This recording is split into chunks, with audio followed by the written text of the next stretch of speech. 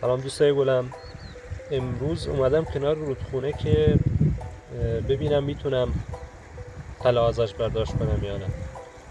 چند تا وسیله واسه شروع کارم خریدم، وسیله های ابتدایی کار که زیاد مخصوص این کارم شاید نباشه، اما واسه شروع خوبه.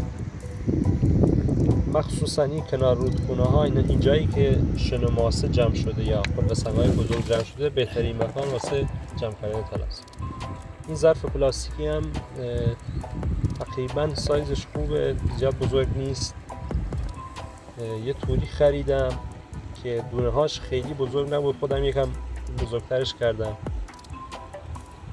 که راحت تر این متریال ها رو از هم جدا کنیم. یه بیچم خریدم که خوبه دیگه، اوکی. بچه چون که ظرفمون تازه هستش، کفش شاید یکم روغنی باشه و نیاز باشه که با سنگا، اون قلوه سنگای دوروبر، کفش رو یکم با محیط مطابقت بده. همین خاطر با همین سنگا و سنگریزهای کوچیک کفش رو یا دوروبرش رو کاملا خراش کنیم تا با اطمینان بیشتری کارمون انجام بدیم. همینجا یه عذرخواهی هم بکنم واسه صدای باد. این میکروفونمون بادگیر نداره، همین خاطر دیگه باید تحملش کنیم.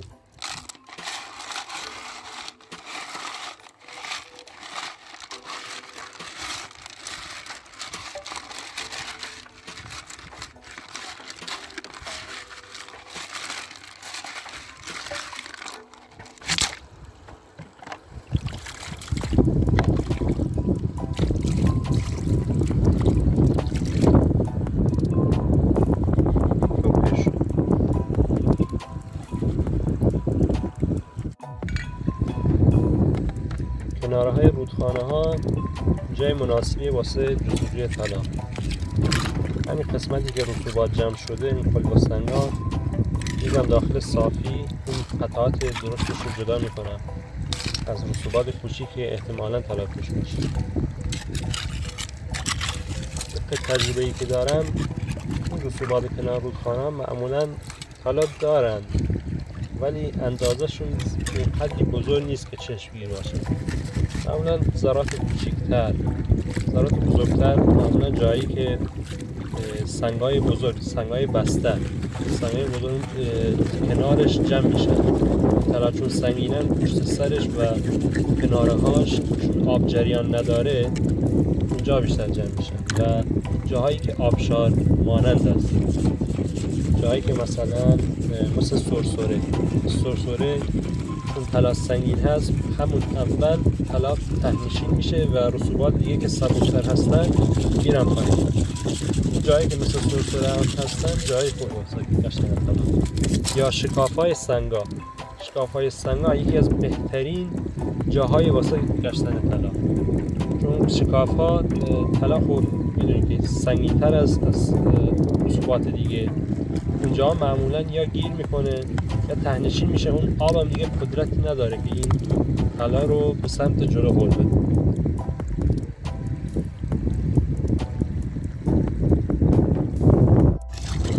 چون متریالمون کم بود، یکم دیگه برداشتم تا زیادتر بشه، نتیجه کار بهتر داره.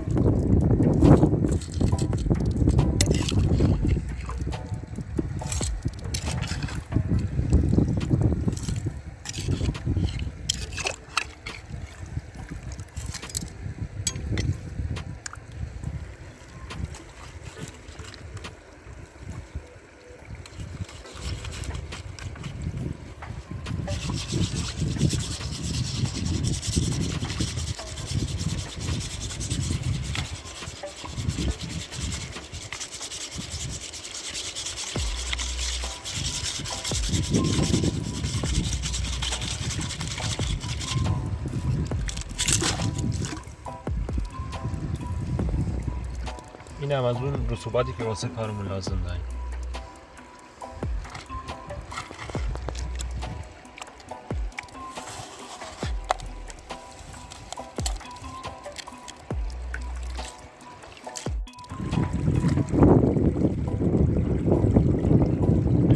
یه دستی توی اون رسوبات بزنی، اگر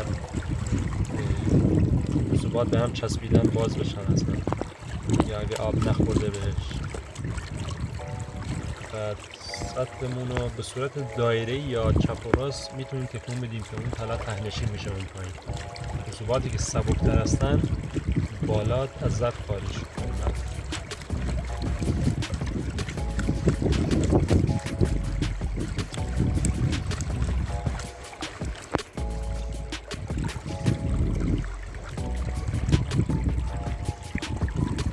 اینجا با کمک آب اون ذرات سبکی که بالاتر هستن از ظرف خارجشون میکنن.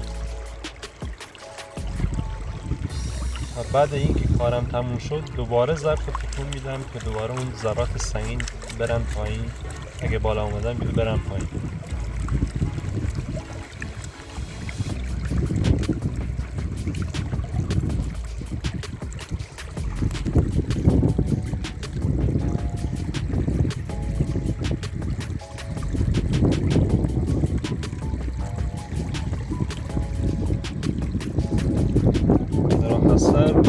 چیزی تو این ظرف پیدا نکردم. اونای خیلی ریز طلا بودن که تقریبا خاک طلا محسوب میشن که ارزشی نداشت. خب این دفعه اومدم قسمتی که سنگ های بزرگتری وجود داره. معمولا زیر این سنگ های بزرگ طلا جمع میشه، این قسمت پایین یا پشتش، چون از قسمت روبرویی که آب میاد طلا وقتی ذرات طلا وقتی عبور میکنن این پشت سنگ یا زیر سنگ معمولا مدفون میشه. اینجا محل خیلی خوبی واسه پیدا کردن اون خط ناقص های طلا. سنگ های بستر که معمولا خیلی بزرگترن و پوسته زمین رو تشکیل میدن، اونا هم خیلی جای خیلی مناسب واسه گشتن طلا. تو این رودخونه من ندیدم همچین سنگی. قسمت های پایین تر این سنگ ها رو من برمیدارم، اون حاوی مواد سنگین تری هستن مثل طلا و اکسیدهای آهن که سیاه مانندن. معمولا کنار طلا در آخر که این کار شستشو انجام میدیم کنار طلا جمع میشه.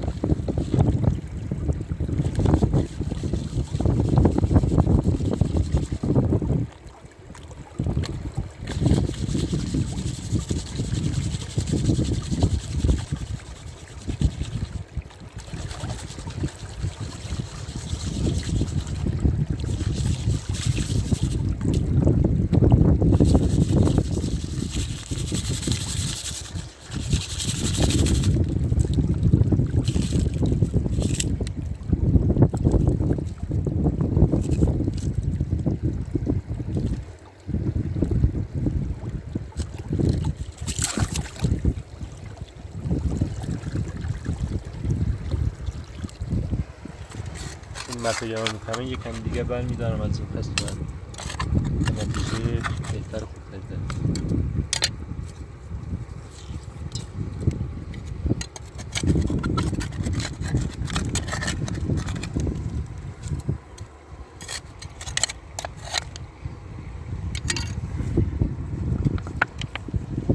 این سنگم خیلی خوب به نظر می اومد. زیرشو خالی بکنیم ببینیم کار چی در میاد.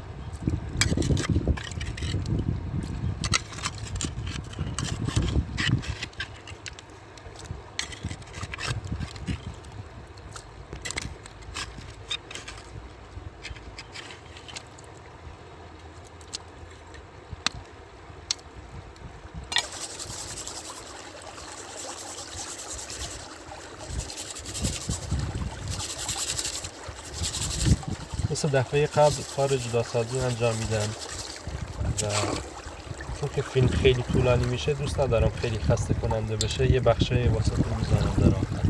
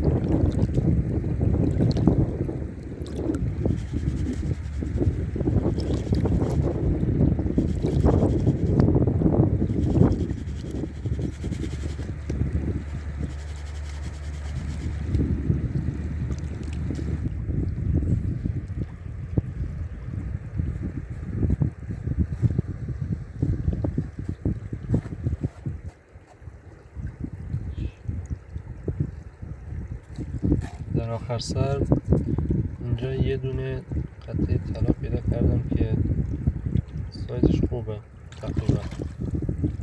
شستم ببینم واقعا طراز یا چیزی دیگه نباشه.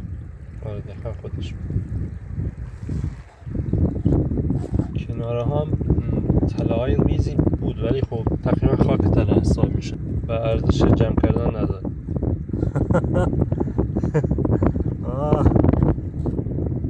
یا خدا یه نقد طلای دیگه عالیه.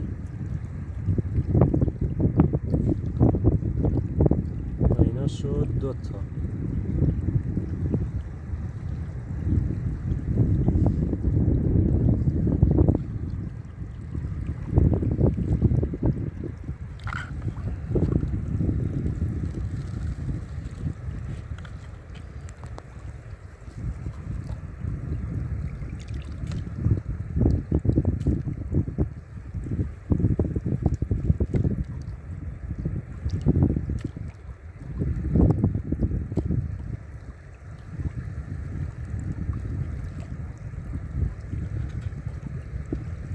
باقی مانده رسوبا رو نگاه کردم ببینم چیزی توش مونده یا نه.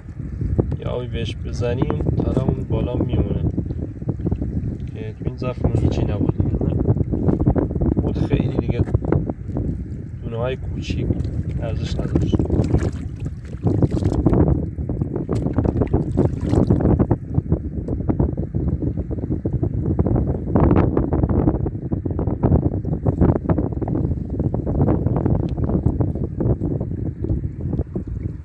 شاید 1/10 گرم هم نشه ولی خوبه. مرسی از همراهیتون. فعلا خدا.